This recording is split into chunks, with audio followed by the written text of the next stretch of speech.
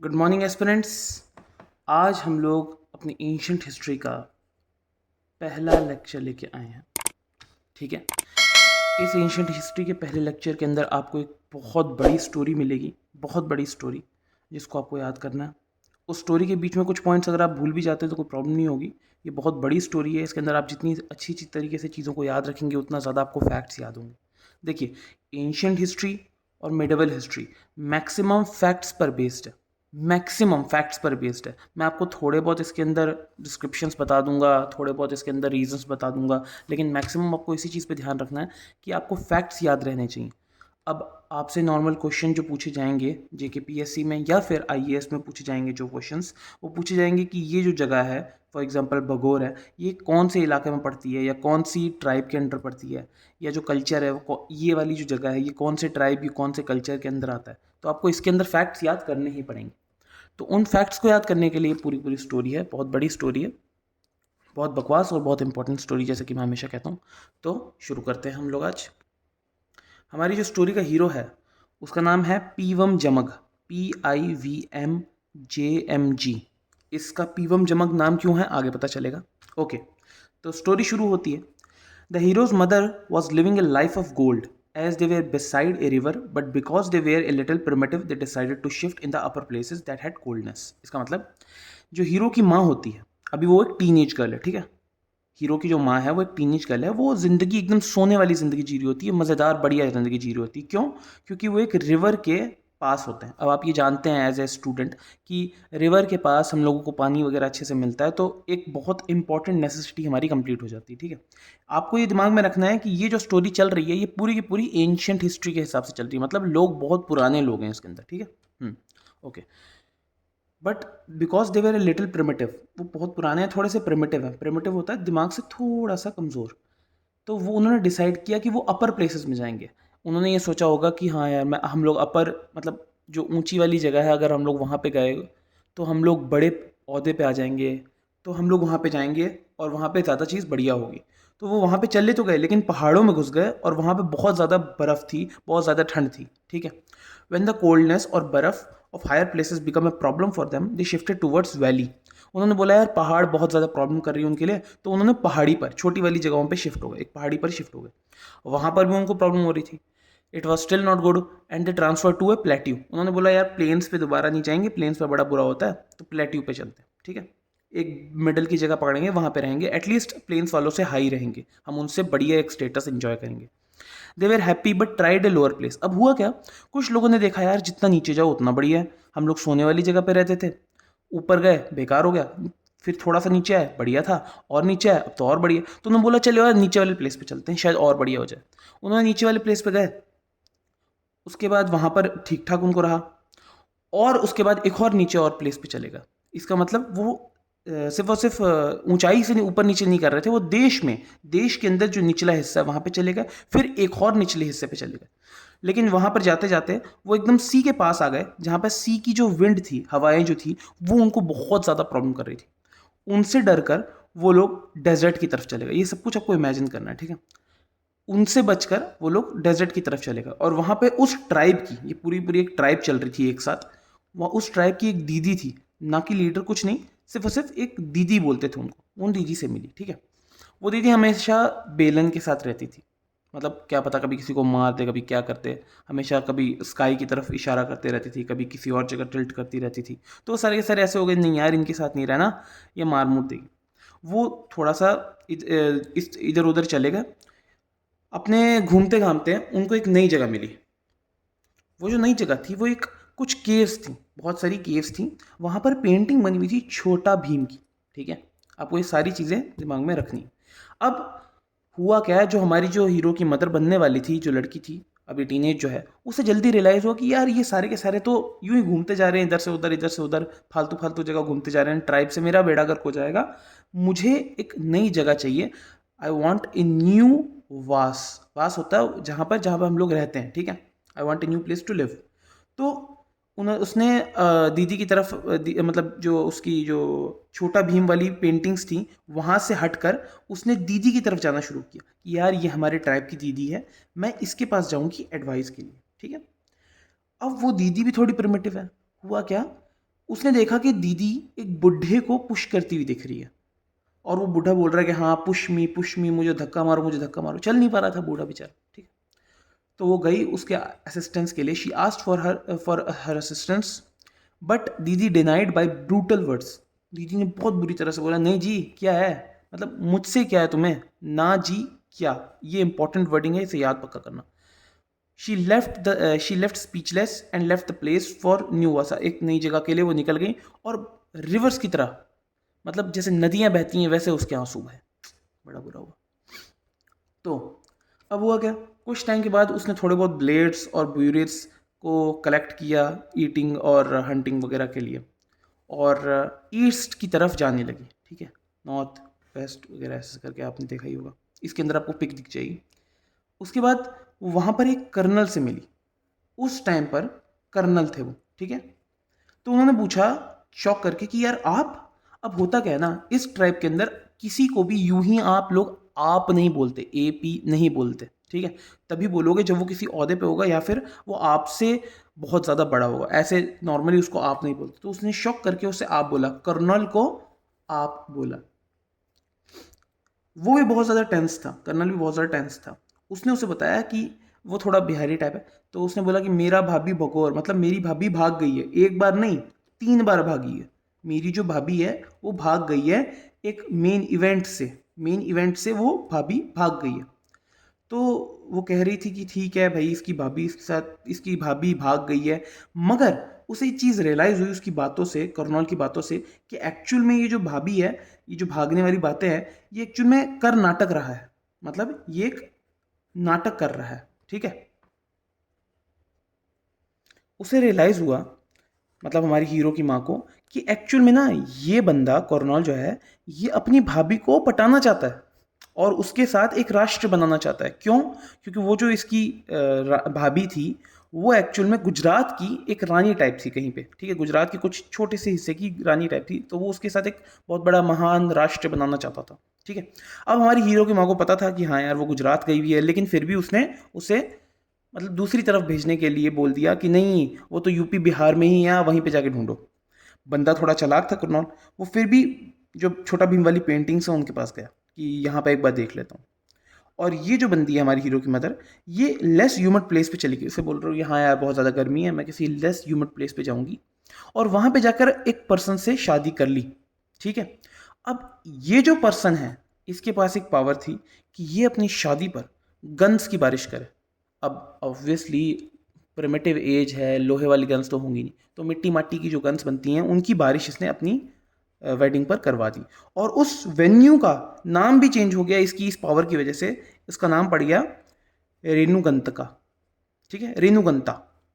और उन लोगों ने बड़ी अच्छी मतलब हंसी खुशी शादी करी, हार पहनाए एक दूसरे को, पान के जो पान वगैरह खाते हैं उसके हार पहनाए गए।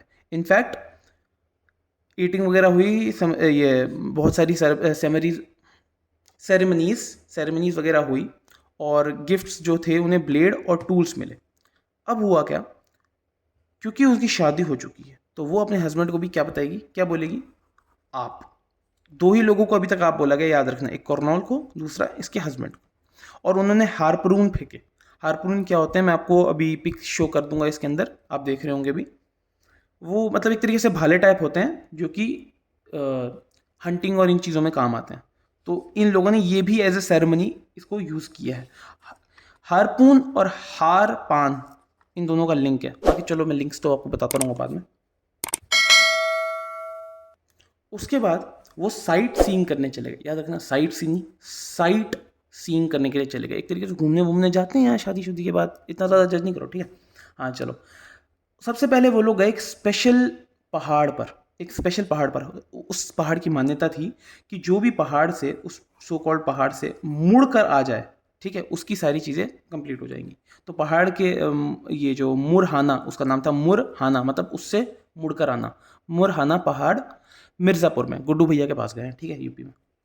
अब भाई साहब उसके बाद वही भीमबेटका, जो छोटा भीम की जो पिक्चर्स थी उनको देखने के लिए चले गए, ठीक है, घूमने घामते। उसके बाद वहाँ पे वो एक बंदे से मिले जिसका नाम था एडम, ठीक है, और उसके घर गए एज ए गिफ्ट। उसने एडम ने इनको लाख किलो जवार दिया, लाख किलो जवार। अब सोचो यार, वहाँ के लोग लाख लाख किलो उठा लिया करते थे। आप लोग भी बहुत पावरफुल हो, एक अंगूठा उठाकर लाइक का बटन दबा सकते हो, ठीक है। The couple shows gratitude by praising the सुंदर घर। उसका घर उसने बड़ा सुंदर सुंदर बोला वगैरह वगैरह, निकल गया पे, ठीक है। They went to find the cap गुल्लू। अब ये लोग हुआ क्या, ये लोग कैप गुल्लू को ढूंढने के लिए निकले। एडम से निकले, एडम के घर से निकले, लाख किलो ज्वार अपनी जेब में डाल लिया। अब एडम के घर से निकले भाई साहब, और कैप गुल्लू को ढूंढने के लिए निकले। वहां पर ये एज ए ऑयल सप्लायर और सिंगर काम करता था कैप गुल्लू, ठीक है। अब ऑयल सप्लायर क्यों, गाड़ी थोड़ी ना चलानी है, लेकिन दिए तो जलाने ना, दिए वगैरह जला दिए, कुछ और चीज़ें कर दी, उन चीज़ों के लिए ऑयल फायदेमंद होगा, ठीक है। अब जो कैप गुल्लू, उसके बारे में क्या है कि ये बहुत ज़्यादा एंथुसियास्टिक है, किसके बारे में, केरला के बारे में, ठीक है। तो उन्होंने उससे तेल लिया और संबालपुर चले गए। अब इस जगह को संबालपुर क्यों बोला जाता है, संबालपुर एक ऐसी जगह है जहाँ पे लगातार अर्थक्वेक आते रहते हैं, तो हर कोई संभलता रहता है, अपने आप को संभालता रहता है। और वहाँ के घर बहुत ब्यूटीफुल है, बहुत सुंदर है। क्यों सुंदर है, ऑब्वियसली बात है यार, बहुत ज़्यादा अर्थक्वेक वगैरह आ रहे हैं, प्रॉब्लम हो सकती है, तो उन्हें बहुत ज़्यादा पावरफुल बनाया जाता था शुरुआत से ही। तो क्योंकि वो पावरफुल थे इसलिए वो सुंदर पीछे साथ साथ, ठीक है। फाइनली उन्होंने सोचा, कपल ने सोचा कि इनकी जो ट्रिप है, इस ट्रिप को एंड करते हैं एक आर्ट रिलीजियस एक्टिविटी से, एक आर्ट रिलीजियस एक्टिविटी से। तो हमारी हीरो की जो मदर है वो चली गई सुहागी घाट। वहां पर एक घाट हुआ करता था जहां पे सिर्फ सुहागनें जाया करती थी। 67 अदर वुमेन के साथ, 67 अदर वुमेन के साथ वो सुहागी घाट पर चली गई। जो वाटर है वो कभी ब्लूइश ग्रीन हो जाता है, कभी येलो हो जाता है, कभी वाइट हो जाता है जब वुमेन उसके अंदर डाइव करती है। ये दिखाता है कि वो अपने परिवार से कितना प्यार करती हैं, कितना नहीं करती, ठीक है। अलग उनकी मान्यताएं। लेकिन जब ये हमारी जो हीरो की मदर है ये डूबी, मतलब कूदी पानी के अंदर, आई पानी के अंदर, तो ये बिल्कुल रेड ऑर्च हो गया। इनफैक्ट वो जो पानी था वो पत्थर सा बनने लगा। इस मैजिक ने शो किया कि वो कितना प्यार करती है अपनी फैमिली से, अपने होने वाले बेटे से। ये सब कुछ वो शो कर रही थी। वो लोग वापस आए घर पे, मायके पे, और मायके पे आते ही उन्होंने शेयर किया राइनोसोरस हंटिंग सूप जो एडम ने उनको दिया था। सिर्फ और सिर्फ लाख ज्वार नहीं दिया था, राइनोसोरस हंटिंग सूप भी एडम ने उनको दिया था। अब मायके पे आते हैं। हुआ क्या, मायके के अंदर जैसी वो आई, उसके पास यूटेंसिल्स नहीं थे, बिल्कुल भी यूटेंसिल्स वगैरह नहीं थे, ठीक है। तो वो सारा दिन काम कर रही होती है, छोटे छोटे काम भी जो यूटेंसिल से हो जाते हैं वो भी खुद कर रही होती है।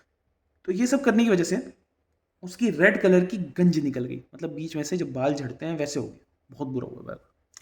फ्रस्ट्रेटेड उसने सोचा कि मैं भाग जाऊं, शी ट्राइड भगोर, मतलब वो भागना चाह रही थी दीदी के पास अपनी। लेकिन फिर उसे याद आया, नहीं यार दीदी ने मुझे बड़ा ह्यूमिलेट किया था, नहीं जी क्या, ऐसे करके सवाल वगैरह किए थे बड़े बेकार से, ठीक है। तो उसने बोला नहीं यार मैं नहीं जाऊंगी।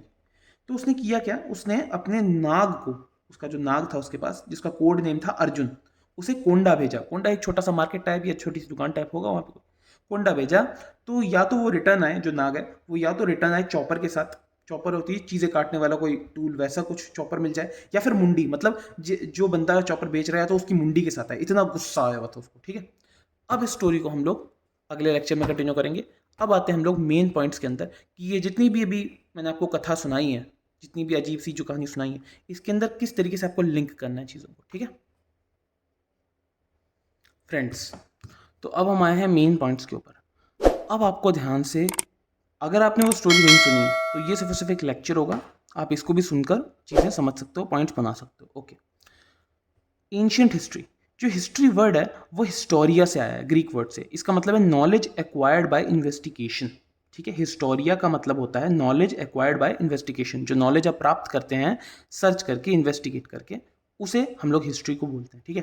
जो सबसे पहला डॉक्यूमेंट था वो आया हिस्ट्री का बिलीव्ड कल्हानाज राज तिरंगनी 12th सेंचुरी का, सबसे पहला यही मिला था हम लोगों को जो डॉक्यूमेंट हिस्ट्री का, ठीक है।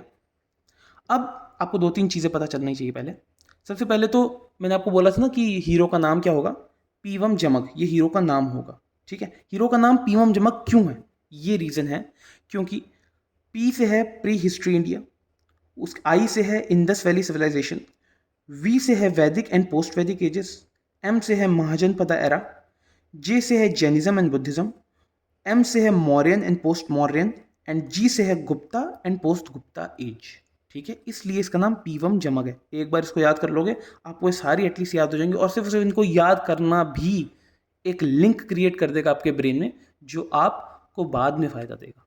ठीक है, अब ये सारी की सारी चीज़ों से आगे बढ़ने से पहले पैलियोलिथिक, मेसोलिथिक, नियोलिथिक क्या होता है, कितना होता है, इससे पहले आपको एक छोटा सा कॉन्सेप्ट समझना है। ठीक है, देखो इसका फुल फॉर्म है वो मैं बाद में आगे के लेक्चर्स में बता दूंगा, अभी मुझे भी याद नहीं आ रहा। 100 ईयर्स की एक सेंचुरी बनती है। ठीक है, 100 ईयर्स की एक सेंचुरी बनती है। अब हम लोग एक एग्जाम्पल लेते हैं। अभी हम हैं 21वीं सेंचुरी पे, लेकिन एक्चुअल में हम लोग 2000 साल अभी हम लोग एक पर्टिकुलर जीरो पॉइंट से आगे चल रहे हैं। अब ये जो जीरो पॉइंट है, इसे हम पहले क्राइस्ट का बर्थ मानते थे, बोलते थे बीसी, बिफोर क्राइस्ट। जितनी भी इसके पीछे वाली चीज़ें हैं उसको बोलते थे बिफोर क्राइस्ट, और आगे वाली चीज़ें हैं उनको बोलते थे अकॉर्डिंग टू कैलेंडर। ठीक है, अब फॉर एग्जाम्पल हम 20वीं सेंचुरी में, तो 2000 साल हो गए। 100 years is equal to 1 century, तो 2000 साल हो चुके हैं। ठीक है, अब अगर आपको कोई बोले कि 3500 BCE में तमिल लैंग्वेज का शुरुआत हुई, तो आप ये नहीं बोलेंगे कि अच्छा 35,000 साल पहले हुई है या 3500 साल पहले हुई। नहीं, आपको 3500 साल प्लस 2000 साल और जोड़ने हैं उसके अंदर। मतलब जीरो से इस तरफ जब भी जाएंगे तो वो भी जुड़ेंगे, और जीरो से इस तरफ जो आएंगे वो भी जुड़ेंगे, दोनों पॉजिटिव पॉजिटिव रहेंगे। ठीक है, तो अगर कोई बोले कि 3500 BC के अंदर तमिल आई है, जो सबसे वर्ल्ड की सबसे पुरानी लैंग्वेज बोली जाती है, वर्ल्ड की सबसे पुरानी लैंग्वेज, तो 3500 BC में आई है, तो कितने साल पुरानी है? तो आपको 3500 ईयर्स ये लेने हैं और 2000 ईयर्स ये लेने हैं, टोटल हो गए 5500 लगभग। इस तरीके से आपको चीज़ें देखनी है। अब यहाँ पर एक और चीज़ जानने वाली है कि यहाँ से जो हम लोग इस पर्टिकुलर जीरो से पीछे की तरफ से यहाँ पर आते हैं, मतलब अपनी एज की तरफ जाते हैं, तो वो नेगेटिव में जा रहे होते हैं। मतलब 35 से 3000, 3000 से 2500, फिर 2000, फिर 1500, फिर जीरो, ऐसे करके। ठीक है, और यहाँ से जब हम इधर जा रहे होते हैं तो भी पॉजिटिव की तरफ जा रहे होते हैं, इस साइड 500, 1000, 1500, 2000, ऐसे करके। ठीक है, तो हुआ क्या, पैलियोलिथिक, जो हमारी पैलियोलिथिक एज मानी जाती है, सबसे ऊपरी एज, वो है 5 लाख साल से 10,000 साल BC तक। मतलब ये पॉजिटिव में आ रहे हैं, ये मत कहना था कि नेगेटिव में आ रहे हैं या नेगेटिव में जा रहे हैं, ये पॉजिटिव में आ रहे हैं 5 लाख से 1000 तक BCE, तो ये पॉजिटिव में आ रहे हैं। उसके बाद है मेसोलिथिक, 9000 साल से 4000 साल BC तक। उसके बाद है नियोलिथिक, नियो मतलब एकदम नया नया, वो है 4000 साल से 1000 BCE तक। उसके बाद फिर बाकी आते रहते हैं। ठीक है, आज हम लोग पढ़ने वाले हैं early, middle and upper Palaeolithic. जो अर्ली पैलियोलिथिक साइट्स हैं, जो मेजर साइट्स हैं, अब आपको स्टोरी रिलेट होना शुरू हो जाएगी, क्योंकि यहाँ पे आपको ज़्यादा नहीं चीज़ें याद करनी, सिर्फ और सिर्फ फैक्ट्स याद करने हैं। आपको ये समझना पड़ेगा कि जो सबसे पहले ह्यूमंस हुए होंगे वो क्या कर रहे होंगे। सबसे पहले जो प्रिमिटिव होंगे वो इधर उधर घूम रहे होंगे, हांडियाबाजी कर रहे होंगे। ठीक है, उसके बाद उन्हें धीरे धीरे पता चला होगा अच्छा एक जगह पे रुका भी जा सकता है, परिवार भी बना जा सकता है। फिर उन्होंने देखा होगा अच्छा परिवार तो बना लिया यार, लेकिन चीज़ों की ज़रूरत है, अब कैसे लें चीज़ें। तो उन्होंने छोटे छोटे, पहले छोटे छोटे कहाँ, पहले बहुत बड़े बड़े टूल्स बनाए होंगे, फिर उन्हें छोटा किया होगा, फिर उन्हें और छोटा किया होगा, तभी तो प्रोसेस बना है ना। सब फॉर एग्जाम्पल हमारा जो सबसे पहले टीवी आया था वो बहुत बड़ा था। ठीक है, आज देखो एकदम स्लिम ट्रिम सा आ गया, इतना पितली सा आ गया एकदम।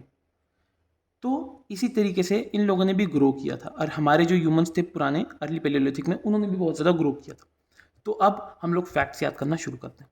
अर्ली पैलियोलिथिक की कुछ साइट्स हैं, सबसे मेजर साइट्स हैं। ये मेजर साइट्स आपको याद होनी चाहिए, बहुत इंपॉर्टेंट होती है एग्जाम पॉइंट ऑफ व्यू से। सबसे पहली मेजर साइट्स है सोन रिवर के पास, जो पंजाब और पाकिस्तान में पड़ते हैं। याद है सोने की ज़िंदगी, हाँ ये। उसके बाद वो लोग कहाँ पे गए थे, बर्फ़, कश्मीर। उसके बाद वैली के अंदर आ गए थे, नर्मदा वैली। फिर प्लेट्यू के अंदर आए थे, छोटा नागपुर प्लेट्यू। उसके बाद एक निचली जगह पे गए थे, आंध्र प्रदेश, देश में नीचे की तरफ पड़ता है। उसके बाद कर्नाटका, और नीचे की तरफ पड़ता है। फिर उन्होंने क्या सोचा था, सी विंड से प्रॉब्लम हो रही है तो थार डेजर्ट की तरफ चले गए। उसके बाद दीदी वाना, जो राजस्थान में थी। उसके बाद बेलन लेके घूमती रहती थी, बेलन वैली। और फिर एंड में वो भीमबेटका में चले गए। जिन्होंने स्टोरी नहीं सुनी है प्लीज़ एक बार वीडियो में पीछे जाकर स्टोरी सुन लो, आपको बहुत फ़ायदा पड़ जाएगा। ठीक है, तो यहाँ पे जो अर्ली हमारी पैलियोलिथिक साइट्स हैं वो कौन कौन सी, सोन रिवर, कश्मीर, छोटा Nagpur plateau, Narmada valley, Andhra Pradesh, Karnataka, Thar desert, दीदवाना Rajasthan में, और बेलिन वैली और भीमबेटका MP में। ठीक है, और सबसे इंपॉर्टेंट है इसके अंदर सोन कल्चर। उसके बाद मिडिल पैलियोलिथिक में, अब जब वो लोग थोड़ा सा रुकने गए, एक तरीके से रुक गए, एक तरफ ठहर गए, तो उन्हें पता चला कि अच्छा ठीक है यार, नई नई जगह भी नई नई जगहों को भी अच्छी तरह से रेनोवेट करके अपने रहने लायक बनाया जा सकता है। ठीक है, अब याद है वो लड़की क्या चाहती थी? न्यू वासा, न्यू प्लेस टू लिव, ये महाराष्ट्र में। ठीक है, दिदवाना के पास वो गई थी, बुढ़ा पुष्कर, उस बुढ़े को वो पुश कर रहे थे, वो भी राजस्थान में है। जब दीदीवाना राजस्थान में है तो बुढ़ा पुष्कर भी राजस्थान में होगा। फिर भीमबेटका से वो निकली। अब वो जो मैंने आपको बताया था ना, नहीं जी क्या, और उसके बाद वो एक रिवर की तरह रोई थी आंखों से, वो जो नहीं जी क्या है वो ये था, नहीं जी नर्मदा, गोदावरी, कृष्णा, यमुना। नहीं जी क या, नर्मदा, गोदावरी, कृष्णा, यमुना। इन चीज़ों को आपको याद रख लेना है। इनफैक्ट सिर्फ इन चीज़ों को आप याद रखोगे ना, 10-15 मिनट का जो भी, ये 20-25 मिनट का जो भी लेक्चर बनेगा, इनको थोड़ा सा याद कर लोगे, आपको ऐसा लगेगा कि आपने बहुत सारी चीज़ें समझ ली हैं, याद कर ली हैं, और कॉन्फिडेंस बढ़ेगा। सच बताऊं तो इतना बढ़िया रहेगा। ठीक है, अब आते हैं अपर पैलियोलिथिक पर। अपर पैलियोलिथिक की जो मेजर साइट्स हैं वो है कुरनौल, जिसे जो आंध्र प्रदेश में है, एपी में। ठीक है, कुरनौल, करनल, और मल्हा, मेरल भावी, मेरल भावी मतलब मेरा भावी। ठीक है, मेरी भावी जो है कर्नाटका में है, जो कि नाटक कर रहा था। याद है आपको? स्टोरीज अगर रिलेट कर लोगे बहुत आराम से ये चीज़ें याद हो जाएंगी। कोरनौल, मेरल भाभी, मेरल भावी, भगौर 1, भगौर 3। ठीक है, जो कि सेंट्रल मध्य प्रदेश में है। उसके बाद पटना महाराष्ट्र में, पटने पटने पटने महाराष्ट्र में। उसके बाद Bhimbetka, Gujarat, southern UP, Bihar and Gujarat, Gujarat तो ही है। ये अपर पैलियोलिथिक की मेजर साइट्स हैं। इंपॉर्टेंट इनमें है कि हरपून ब्लेड टूल्स फाउंड हुए थे रेनीगुंतक में। रेनीगुंतक आपको पता चल गया ना, जो स्टोरी के अंदर मैंने आपको बताया था कि इसके हस्बैंड का नाम, हस्बैंड ने जो वेन्यू डिसाइड किया था वहाँ पे अपनी पावर से रेन का जो मतलब गन्स करवाई, गन्स की रेन करवाई, और वहाँ पे जो प्लेस है उसका नाम चेंज करके रेनीगंतका रख दिया। ओके, अब आते हैं मेसोलिथिक एज पर। देखो, मेसोलिथिक एज के अंदर मैंने स्टोरी के अंदर यहाँ से समझाया है, फिर एंड में यहाँ पे लेके गया हूँ। ठीक है, तो वही हम लोग करेंगे। आर्ट क्या है? Painted rock shelter, painted rock shelters. Sites कौन कौन सी लिखी हैं? Mirzapur district and Murhana Pahar in Uttar Pradesh, Sundargarh and Sambalpur in Orissa, Kappugallu in Telangana and Ezhuthu in, Ezhuthu Guha in Kerala, Ezhuthu Guha in Kerala, Bhimbetka caves, Adamgarh, लख लखा लाखा जुहार, वही लाख वाला, लाख जुआर इन मध्य प्रदेश। अब है क्या, ये जितनी भी साइट्स हैं यहाँ पर रॉक शेल्टर्स के अंदर पेंटिंग्स दिखी हमें। मतलब मिर्ज़ापुर डिस्ट्रिक्ट में भी हमें बहुत सारी पेंटिंग्स दिखी हैं पुराने वक्त की, और मुरहान पहाड़ के पास भी जो उत्तर प्रदेश में पड़ता है, सुंदरगढ़ में भी है, संबलपुर में भी है, हर जगह पेंटिंग्स दिखी हैं कुछ कुछ। किसी में किसी को मारने वाली पेंटिंग्स जो छोटी छोटी दिखी जाती थी, आपको मैं स्क्रीन पे कोई फ़ोटो वगैरह शेयर कर दूंगा अभी। और कपुगालू में तेलंगाना में, एजहुथु में, एजहुथु गुहान केरला में भी पाई गई है। भीमबेटका तो है ही, भीमबेटका में तो बहुत सारी पेंटिंग्स हैं, 200-300 पेंटिंग्स हैं।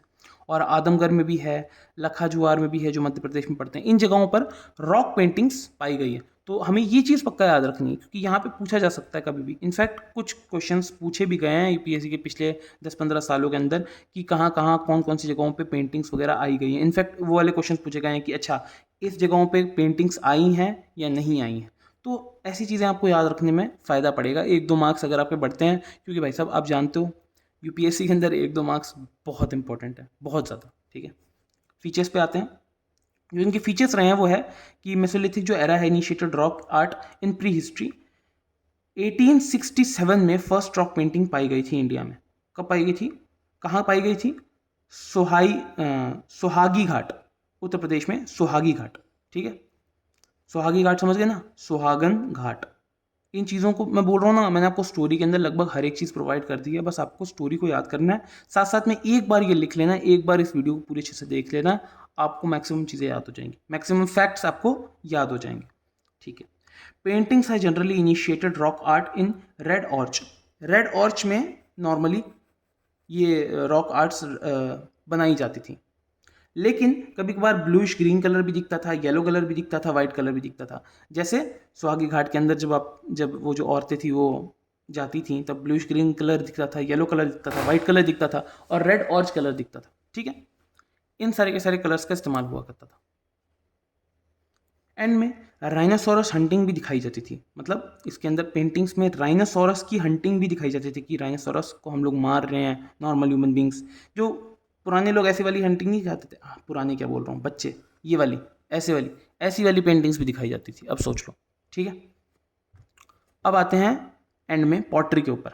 देखो, यूटेंसिल्स से मैंने पॉटरी को लिंक किया ताकि आप पॉटरी को याद कर सको। Reported from executed sites like Lalganj, जो उसको लालगंज हुई थी गुजरात में। ठीक है, ये गुजरात की जगह लालगंज, यहाँ पर पॉटरी पाई गई थी। फिर चौपानी मांदो, मतलब या तो चॉपर लेके आओ या तो मुंडी लेके आ जाओ, उत्तर प्रदेश में पाई गया है। उसके बाद भगौर, वो जो भागना चाह रही थी, राजस्थान में जगह है ये। और नागार्जुन कोंडा, ये जगह मुझे अभी मतलब इस चीज़ को श्योरिटी नहीं है कौन से स्टेट में पड़ती है, बट ये भी एक जगह है जहाँ पे पॉटरी पाई गई थी। तो अगर आपको ये सारी की सारी चीज़ें याद हो जाती हैं कि हाँ भाई पॉटरी कहाँ पाई गई है, आपको डिफ्रेंशिएट पता चल जाता है कि अच्छा साइट्स आर्ट वाली ये हैं और फीचर्स पता चल जाते हैं अच्छा ये वाली चीज़ ही है, तो इस लेक्चर का फ़ायदा आपको ज़रूर मिलेगा। आप इस वीडियो को एक दो बार और देख लो। मैं मानता हूँ स्टोरी थोड़ी सी अजीब सी लग रही है, लेकिन एक बार इमोशनली इसके अंदर आओगे ना, बहुत फ़ायदा पड़ने वाला है, बहुत मज़ा आने वाला है, क्योंकि ये स्टोरी बहुत लंबी जाने वाली है। अभी तो पीवम जमक कंसीव ही नहीं हुआ, पैदा होना उसकी ज़िंदगी की और बाकी सारे के सारे काम बहुत सारे बचे हुए हैं। ठीक है, तो मिलते हैं पीवम जमक के अगले एपिसोड में। Don't miss it. चलो।